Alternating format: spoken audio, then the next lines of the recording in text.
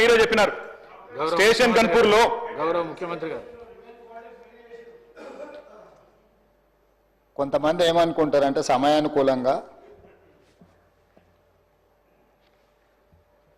సలహాలు సూచనలు ఇవ్వడానికి ఉంటాయి, పాటించడానికి ఉండవు అని అనుకుంటారు. ఎందుకు అని అంటే తమ దాకా వస్తే కానీ తమకు అర్థం కాదన్నట్టు నిజంగానే కక్ష సాధింపు చర్యలకు పాల్పడే ఆలోచననే ఈ రాష్ట్ర ప్రభుత్వానికి ఉండి ఉంటే ఈరోజు అక్కడ కూర్చొని అక్కడ నించొని నోటికొచ్చింది మాట్లాడే అవకాశం ఉండకపోతుండే. చెంచల్గూడనో చెర్లపల్లిలో మమ్మల్ని ఎక్కడైతే పెట్టినరో డిటెన్షన్ సెల్లో ఎవరిని కలవకుంటే నిర్బంధించినరో అక్కడనే మీరుండేటోళ్ళు. కానీ మా ప్రభుత్వం 15 నెలల్లో ఎవరి మీద కూడా కక్షా సాధింపు చర్యలకు పాల్పడలేదు. అధ్యక్ష, డ్రోన్ ఎగరేసిందని, డ్రోన్ ఎగరేస్తే ఎవరైనా అనుమతి తీసుకోకుండా ఒక డ్రోన్ ఎగరేస్తే ఆ డ్రోన్కు 500 రూపాయలు ఫైన్ వేస్తారు అధ్యక్ష. కానీ పార్లమెంట్ సభ్యుడిగా కాంగ్రెస్ పార్టీ వర్కింగ్ ప్రెసిడెంట్గా నన్ను అరెస్టు చేసి జైలుకు పంపించి మామూలుగా దానికి 500 రూపాయల ఫైన్ ఉంటే బిలో 7 ఇయర్స్ ఉంటే రిమాండ్కే పంపరు, పోలీస్ స్టేషన్ బెయిల్ ఇవ్వాలి. కానీ అధికారాన్ని అడ్డం పెట్టుకొని అన్ని రకాల వ్యవస్థల మీద ప్రభావితం చేసి చెర్లపల్లి జైలుకు పంపించి నక్సలైట్లు ఐఎస్ఐ తీవ్రవాదులు ఉండే డిటెన్షన్ సెల్లో ఒక కాంపౌండ్లో ఏ ఒక్క ఖైదీని లేకుండా 7 ఫీట్లు బై 12 ఫీట్లు ఉంటే అందులో 3.5 ఫీట్లు పండుకోవడానికి దిమ్మె ఉంటుంది, ఒక చిన్న బాత్రూమ్ ఉంటుంది అధ్యక్ష. 16 రోజులు డిటెన్షన్ సెల్లో ఒక మనిషిని చూడకుండా నన్ను నిర్బంధించిన ఆ కోపాన్ని దిగమింగుకొని రాష్ట్ర ప్రయోజనాల కోసం ఈరోజు పనిచేస్తున్నా అధ్యక్ష. రాత్రిపూట పడుకోవడానికి లైట్ బంద్ చేయకుండా ట్యూబ్ లైట్లు ఆన్లో పెడితే అది ఓపెన్ ఎయిర్ జైలు, ఇంతింతలో బల్లులు 7 ఫీట్లలో 3.5 ఫీట్లు దిమ్మ ఉంటే దిమ్మ మీద పడుకుంటే ఇంకొక 3.5 ఫీట్లు గ్యాప్ ఉంటుంది.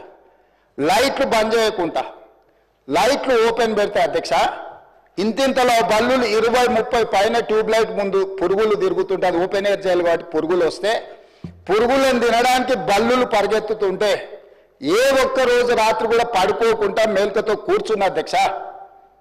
బయట కానిస్టేబుల్ లైట్ బంద్ చేయవా పడుకుంటా అంటే లేదు సార్ పైనుంచి ఆదేశాలు ఉన్నాయి, ఆ ట్యూబ్ లైట్లు బంద్ చేస్తే మీరు పడుకుంటారు కాబట్టి ట్యూబ్ లైట్లు ఆన్లోనే పెట్టమని. ఆ ట్యూబ్ లైట్ స్విచ్ బయట ఉంటుంది అధ్యక్ష, లోపల ఉండదు. ఆ చిన్న బాత్రూమ్ చిన్నది కూర్చుంటే బయటకు కనిపించేటట్లుంటుంది అధ్యక్ష. ఒకసారి నేను ఎమ్మెల్యేల హోమ్ కూడా నా దగ్గర ఉంది కదా, ఎమ్మెల్యేలను నేను తీసుకెళ్తా, మంత్రులను తీసుకెళ్తా. ఏ జైల్లో ఐఎస్ఐ తీవ్రవాదులను కరడుగట్టిన నక్సలైట్లను బంధిస్తారో పార్లమెంట్ సభ్యుని నన్ను 16 రోజులు అందులో బంధిస్తే 16 రోజులు రాత్రిపూట ఏ ఒక్క రోజు పట్టుకోలేదు అధ్యక్ష.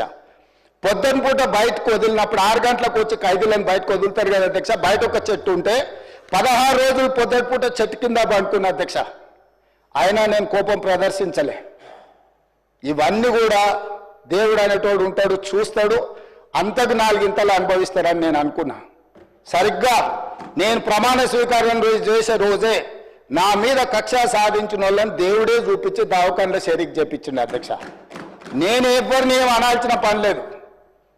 మొదటిసారి నన్ను జైల్లో ఎన్ని రోజులు పెట్టినరో వాళ్ళకి తెలుసు.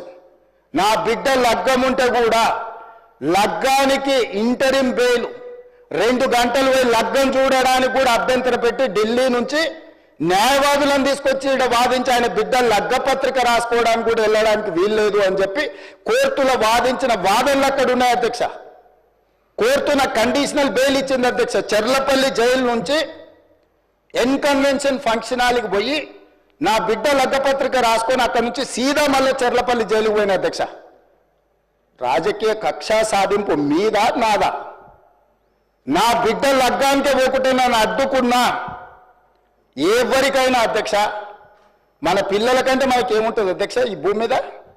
నా బిడ్డ లగ్గానికి లగ్గపత్రిక రాసుకోవడానికి కూడా అడ్డుకుంటే కూడా నేను మిమ్మల్ని ఏమనలే.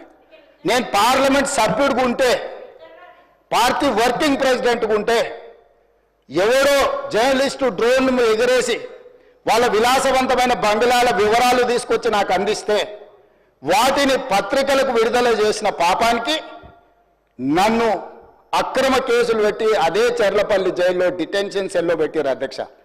16 రోజులు నిద్రలేని రాత్రులు గడిపిన పార్లమెంట్ సభ్యుడిగా, పార్టీ వర్కింగ్ ప్రెసిడెంట్గా అయినా నేను కక్ష చూపించలేదు అధ్యక్ష.